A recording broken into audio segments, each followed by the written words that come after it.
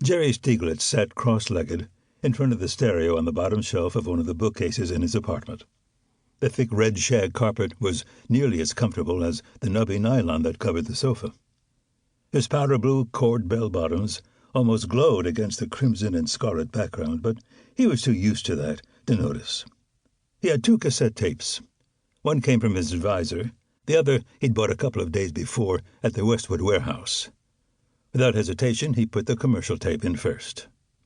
He brushed back his long brown hair so his headphones fit more snugly. Then he turned the volume up. Side 2 of Pretzel Logic filled his brain.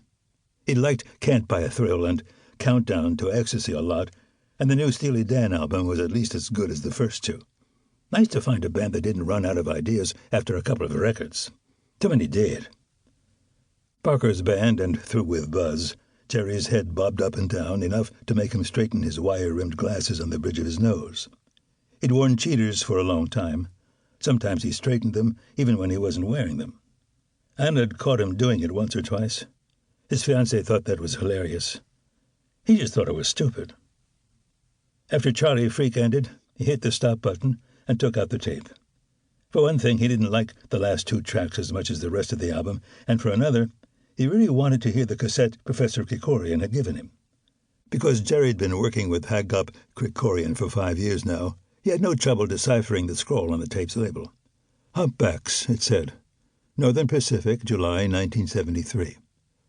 Only the summer before. Hot off the press, or near enough, in marine biology. He turned the volume up some more. Steely Dan was electric guitars and keyboard and drums. Humpback songs, some people called them vocalizations, but Jerry thought songs was more descriptive and more accurate. Put him in mind of sad trombones grooving with bassoons. They weren't, of course, but that was what they reminded him of. In 1970, a couple of months after Jerry got his B.S. at UCLA, pioneering scholar Roger Payne had released an album called Songs of the Humpback Whale. It became one of the most improbable top sellers of all time. One of the tracks was sped up to 14 times its actual speed and sounded astonishingly like birdsong.